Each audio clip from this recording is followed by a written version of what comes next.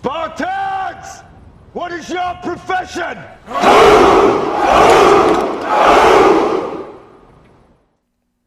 There we go, it sits at 7.7, and you can run it with stuff like the M103 and the M60, giving you a really nice lineup. It's also rank 5, so you can research rank 6 and below very effectively. It's pretty much jack of all trades, right? So it's got good gun depression, good turret rotation, decent reload rates, it's got okay speed, it's got good armor, ERA, especially at a tier where Heat FS is very prevalent, and also it has the 4-man crew, so you can get popped in the turret, which is a bit of an issue. But you can generally take one hit at least with the Magak before dying, so that is really lovely. I would say it's a very good pickup because of this fact. If you want to grind out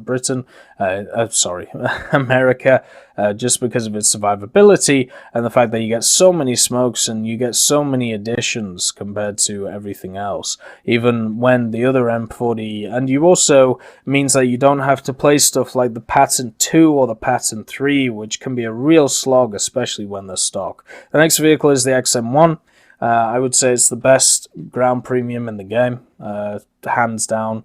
It's this wonderful thing right here, and it is amazing. It's fast, it's maneuverable, has good gun depression, good reload, good turret rotation. It has everything. The only thing it's missing is armor, and now that's a lot of the top tier vehicles got put at 10.3. It is now technically at the BR, which is lower than the, the top tier vehicles. So this is not going to see top tier anymore. Instead, what it's going to see is a lot of 8.7s and a lot of 9.0s. And with this gun, which fires, the M735 round, it's going to be able to annihilate pretty much anything it fights. Also, it has thermals, just to annoy you. So it has thermals, it has a laser rangefinder. This thing I'm pretty sure is going to go up in BR pretty soon. If it doesn't, then it's just going to rule the roost for a very long time. It's also got a really lovely camo. Really like the late winter camo on this thing. I'm very happy that it gets this. Look at that, isn't it beautiful? So yeah, the XM1 is an amazing pickup. So overall, looking at this pack, which we see here, the US anniversary one, it's $75 overall. Remember, if you have one of these packs already, then the full price, as you can see, please note that the full price of the bundle will depend on whether you have previously purchased some of the included packs separately. In that case, the price of such items will be deducted. So let's say you take out the Magak pack, so that's $50. So this goes down to $100, 50% off, so it'll be a hell of a lot less than what you have here. So make sure to check those deals if you already have some of these packs, because you will make even more of a discount overall over this 6-day period. So $75 for this pack. The price per vehicle is $7.40. $7.40 for an XM1. $7.40. Magak 3, $7.40. Huey, not very good, so okay. But XM1, $7.40. Crazy money. Then the next one, right? USSR anniversary. Again, the Object 120, an incredibly annoying vehicle to face when it comes to 7.7, because it can lol pen pretty much anything that you find. The only real weakness is the fact that it has pretty much no armor, so once planes spawn, you get absolutely decimated by them. But the gun itself it can just do whatever it wants. It has 400mm of pen. You can just do anything with it. The only issue with the gun is the gun depression. Everything else is great on it. It has incredible muzzle velocity. You can just sit and spawn camp or sit on hills and just do whatever you want. This is a really good vehicle at 7.7, along with a really good 7.7 lineup. The 3 T54s, the IS-4M, stuff such as the ZSU 57-2. All of these accumulate together to make an amazing lineup that you can fit, the Object 120 into, along with stuff like the BMP-1. So yeah, the Taran is a wonderful pickup. The other one, the T55AM, talked about it many times before. I personally think at its BR, it's pretty good. Below its BR, it's insane, but above its BR, it gets taken apart. When you have a vehicle that relies on its armor more than it does speed, which is what the T55AM does, especially when you compare it to the L44, the OF40 NTCA, and also the XM1, and everything else like the MX30 Super, what happens is you can get pretty much penned by anything which is at 8.7 and 9.0. So your armor becomes negated. So you've got to basically use stuff like your 100mm gun to good use, which you can do against pretty much anything you face. It does have night vision, not thermals, only night vision, and also a laser rangefinder. So when you get down to this thing is a monster. At its tier, it's pretty good. Above it, it gets annihilated. It's just one of those weird tanks which is perfectly balanced at 8.7, but it won't feel perfectly balanced if you're at 8.3 or 8.0 because it will just walk over your team without even caring. So if you are really lucky and get down-tiered a lot, the T55 is the way for you. If you don't, then it probably isn't. Also, the 8.7 area for the Soviets isn't very strong. You know, you have a lot of 8.0s and a lot of 8.3s, but not a lot of 8.7s. Luckily, the 8.3s can get up-tiered into the 8.7 bracket pretty well. You know, the BMP-2 and the T62 are very good vehicles, and also the T55A are very good vehicles at being up-tiered, so you don't have to worry too much. As I said, the main issue with it is when you get up-tiered. The Hind, the KA50 exists, so this is kind of an extra gimme. So yeah, you $7.40 per vehicle for the USSR. Germany. Now Germany gets the Leopard, and I should actually make sure to clarify which Leopard that is for you guys. You get the Leopard pack, which is the Leopard A1A1L44. I'll just change that right now. The A1A1L44, in my opinion, is still a vehicle which is the best at its bracket.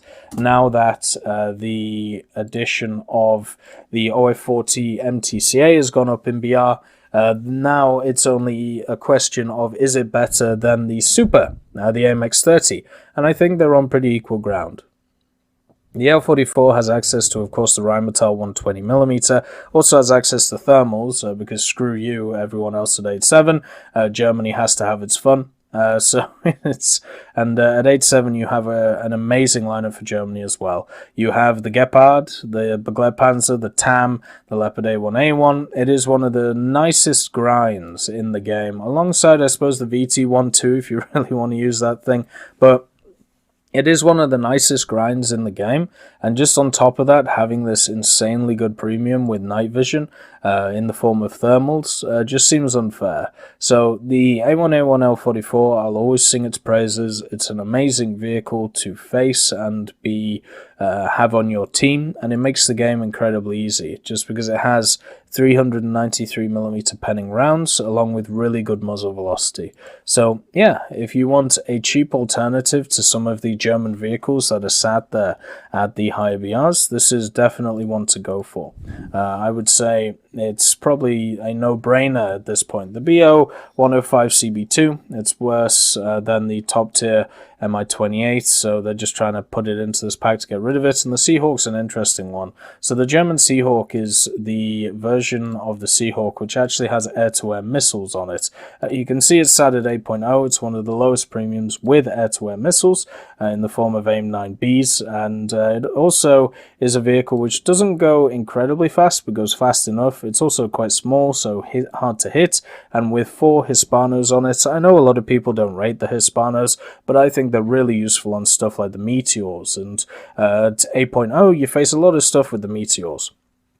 You got to remember that because planes have gone up to 10.3, your general BRs are 10.3 to 9.3, 9.0 to 8.0, and 7.7 to 6.7. So unfortunately the Seahawk's on the bottom end of a BR bracket, but that doesn't stop a lot of people from playing 7.0, 7.3, so you can get down to a decent amount into them, and that's where the Seahawk shines. With good maneuverability, decent acceleration, access to air-to-airs, and also the guns that it has, I would say it's a really good vehicle at 8.0, but if it gets up-tiered, it can really get done out in the speed department. So overall for the German anniversary, once again, $7.40 per vehicle, incredibly good. The British get shafted. So the first thing to understand is, as we've had a look at all of these other packs, everything overall has had 6,000 GE attached to it, and also 45 days of premium. So a month and a half of premium plus 6,000 GE, that can go towards something nice. The British get shafted. The British, for the same price, get less premium time and less GE. This means the price per vehicle goes up to $10.40 US instead of $7.40, which is what you find from every other one of these sales so far. So yeah, and for that you are not getting a helicopter, but instead you're getting 3 of the top tier British premiums for the ground tech tree. So if you're really interested in doing the British Army side of things, I suppose you could pick these up, but understand that I think this is the worst pack out of them. The Sdr V is very good for its BR. 6.7 is really strong for the British. With the Cent Mark III, the Carnarvon, the Barn, the Tortoise, and also the FV4202, you've already got a really stacked lineup. And then on top of it, the Centurion Action X, which, you know, 6,000 GE right there. So yeah, maybe you can pick that up with what's going on. The Sdr V81 offers something slightly different to every other nation in the, every other vehicle in the tree, with the fact that it gets access to SS11s. This just gives you something different to do on top of the normal Centurion Mark III. It means that you already have the very powerful 84mm, and you're able to use that APDS really well on top of the AP if you want to use it. Got good gun depression, good reload. The mobility of the Centurion's a little bit lacking, but it's overall okay. The armor as well is a little bit lacking, but with the stabilizer you should be popping in and out you know, quite frequently, so armor isn't really too much of an issue.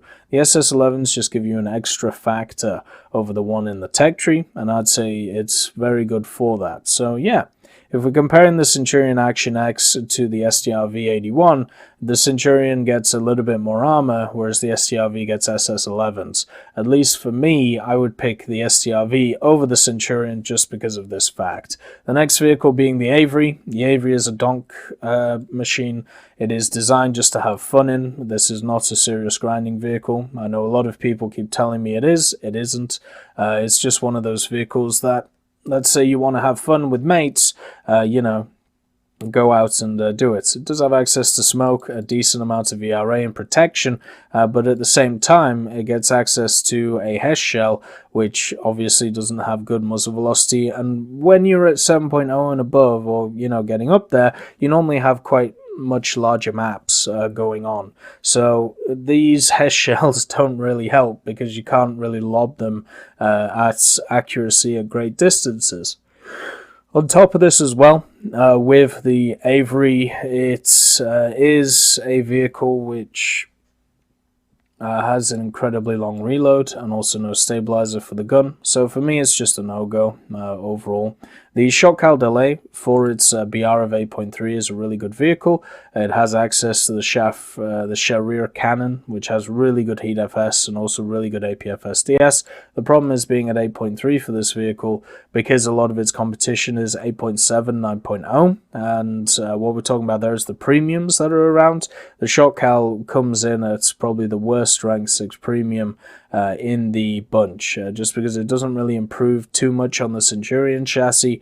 It's a lot slower than a lot of the top tier premiums.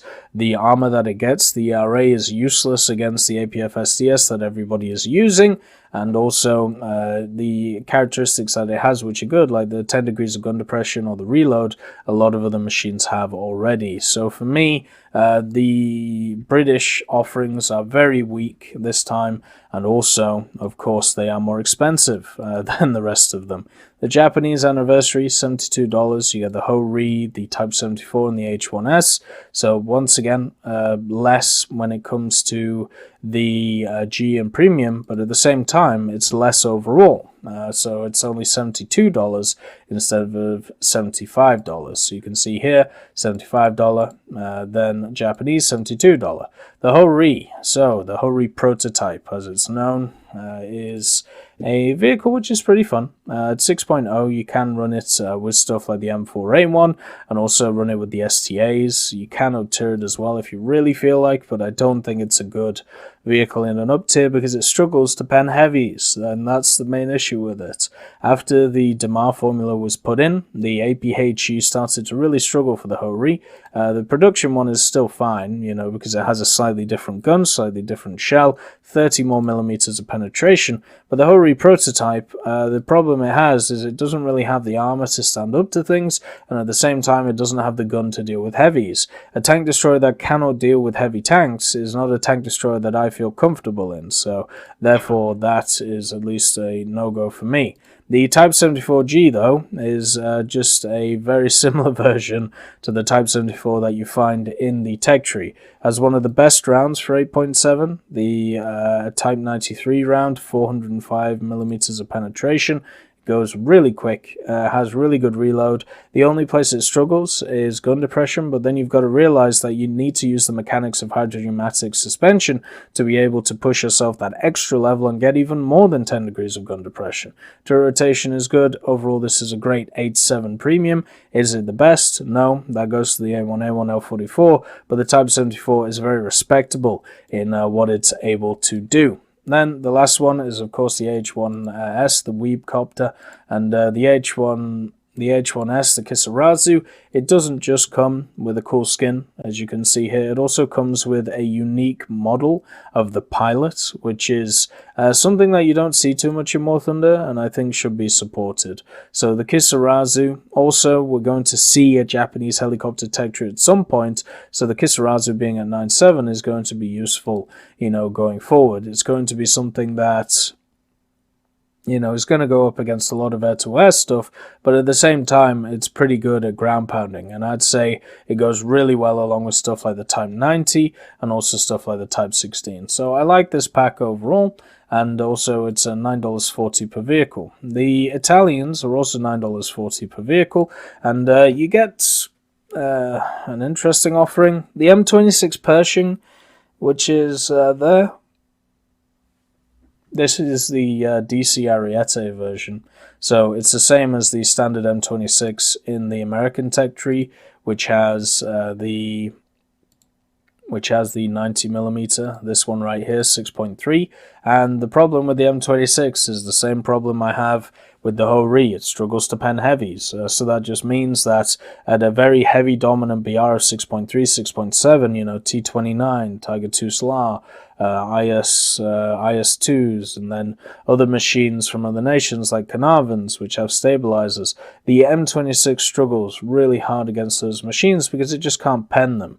It just stares at them and then it cries. So for me, the M26 is just not a good pickup for that regard. It also doesn't have decent speed behind it, and when you have a look at its general gun handling and stuff, it's just not good enough. I would just much prefer to pick a much better vehicle at 6.3 than this. So funny thing, I actually ran out of recording space, so we're gonna have to, well, we had to do a brief interlude, but now I'm back. Looking at the M26, the problem with the M26 is that it ain't too good, but then again, in this pack you also get the OF40 MTCA, which at 8.7 was an incredibly good beast, and at 9.0 is still very good. The fact that they put up a lot of the top tier tanks to 10.3 really helped stuff like the OF40 MTCA, meant that it could use its speed and its acceleration around the place, on top of the fact that it gets night vision, laser rangefinder, and all of these things. It is a really good argument, this going up to 9.0, meaning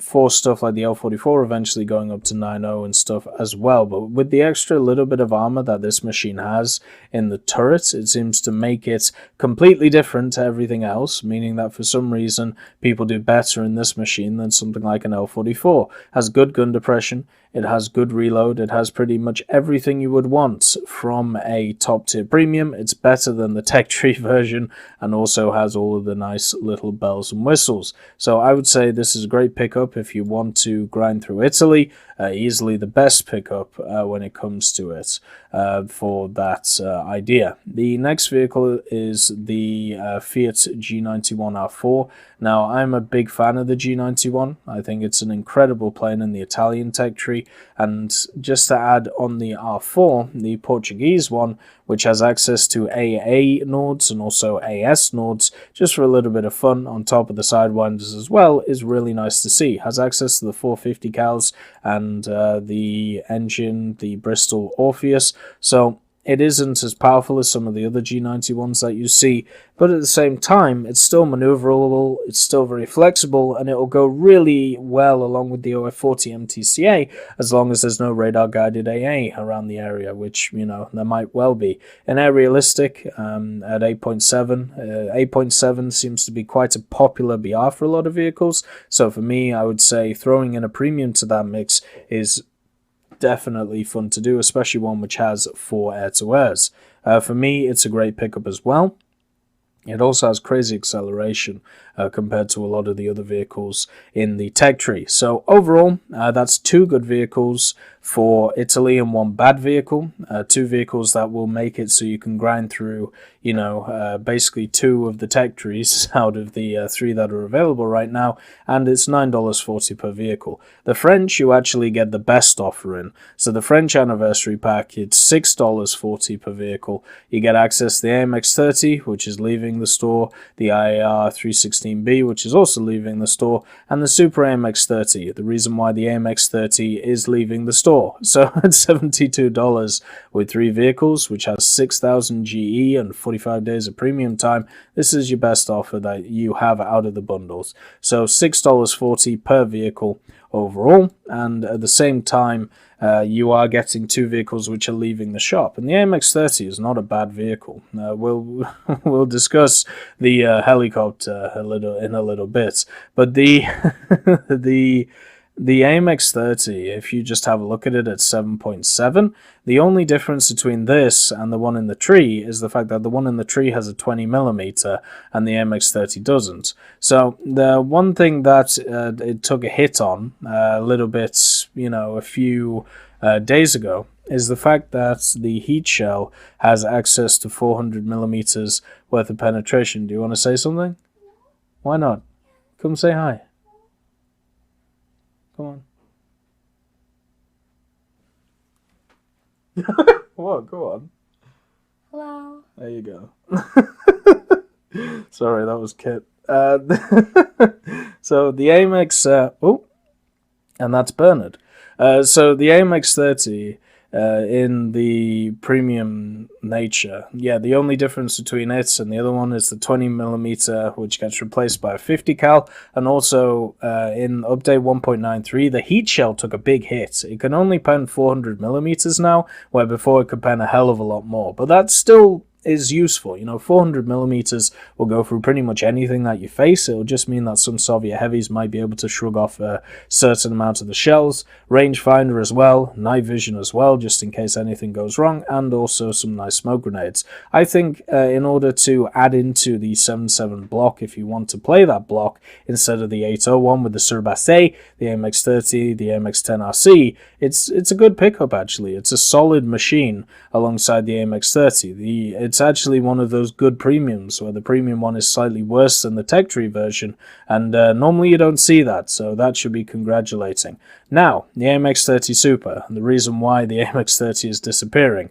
This is another one of the rank 6 battle rating 8.7 premiums that came into the game with a stabilizer, with access to a beefier engine than the Brennus, and basically just shot the Brennus out of the water. Good gun depression, good turret, good reload, same reload as everything else of this tier, and then it has, of course, the 361mm penning round. So you either play the Brennus, which has a bit of ERA, or you play the Super, which has a beefier engine and also has access to a stabilizer. It is a no-brainer most of the time. It is the Super all the way. Also, the Super gets access to thermals, so I would be incredibly surprised if this thing doesn't go up in BR very soon. Just because of the fact that it has access to so many good modifications on it. This is, in my opinion, either the first or second best 8.7 premium behind the L44. They might be tied for first place, so if you need something to grind out the French, the Super is definitely the way to go. You can also add in other stuff, as I said, the Brennus and the MX-13 Hots make maybe not the best lineup, but definitely a fun lineup, which is something I'm aiming for. And then the IAR, the Romanian machine for the helicopters, this little thing. Well, the Eurocopter Tiger exists, so who the hell is going to use this thing anymore? Which is why it's getting released from the shop, and I suppose if you want to get a little piece of memorabilia before it goes off, see this as an extra. The reason why you buy this pack is for the 2 ground vehicles, not necessarily the helicopter. So overall, looking at these packs, what are the best offers? Obviously the French, because they're cheaper and you get more out of it. I also really like the US pack. I think the Huey is fun to use, and also the Magak and the XM1 are very good. The German pack, the fact that you get a bit of everything is really nice. The ones, in my opinion, are in a bit of a struggle snuggle, stuff like the British anniversary pack, and I suppose kind of the Italian one, but that's just because I really despise the M26 in this game. I just don't think it fits really well in the meta that it sits.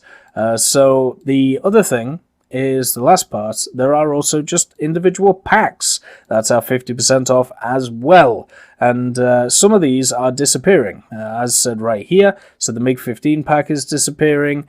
The Reaper pack is disappearing, the Hider pack is also disappearing, and it's very obvious why, right? So the reason why the MiG-15-ish pack is disappearing is because, well, it creates artificial rarity for it, and also because they decided to add in the MiG-17 AS, so why wouldn't you just buy that? Then the Hider, the Belfast, the Reaper, the Hunter, you know how this goes. So what I've done is I've set it up once again in this area here. All of them are $7.40 per vehicle. So each of them you get 2000 GE, you also get 15 days worth of premium, and they all cost $25 overall for these vehicles. So going through them, the MiG-15 Bish, it was always one of those weird vehicles that they added at 8.7, and the reason for it is because it didn't really fit. You know, when at the same time premium Sabres were flying around, and you give this weird pseudo multi-role MiG-15, which was like a prototype version of a MiG-15, what you end up with is a vehicle which is kind of, well, not great compared to, you know, the MiG-15 BIS, because it doesn't have the extra weight of what's going on. And in ground forces, with radar-guided AA running around, you're never really able to use these bombs effectively. So what you just have here is just a fat MiG-15 BIS. So in my opinion, not a great pickup unless you want the premium bonuses, and at that point, why not just get the MiG-17 AS?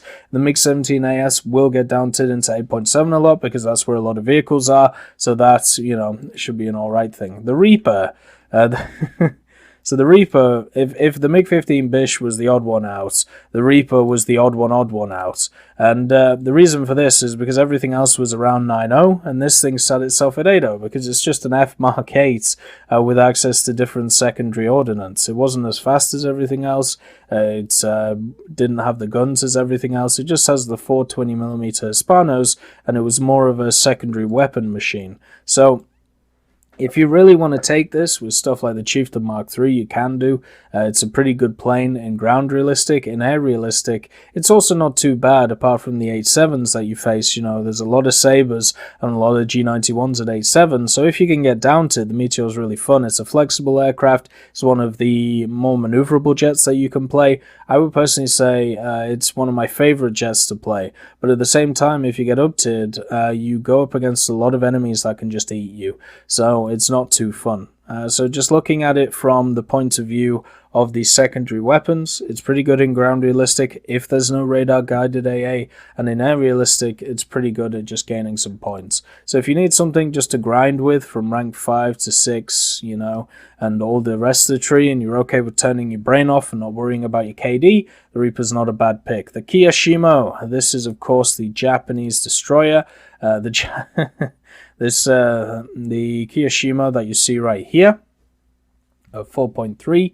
The reason why it kind of got blown out of the water is because the Udachi now exists. And the Udachi, I believe, is around like $20 to $30 on the Gaijin market, so therefore a lot of the time it was probably better just to get the Udachi than it was to get the Kiyashimo. So seeing the Kiyashimo being sold isn't a surprise, but if you need a good vehicle when it comes to destroyers, which is going to stay away from the top tier 5-7 for attacker and stuff like that, the Yugamo class Kiyashimo is the way to go. It's a better version of the Yugamo, as all of these damn things are. It still is lacking in certain aspects, I would say.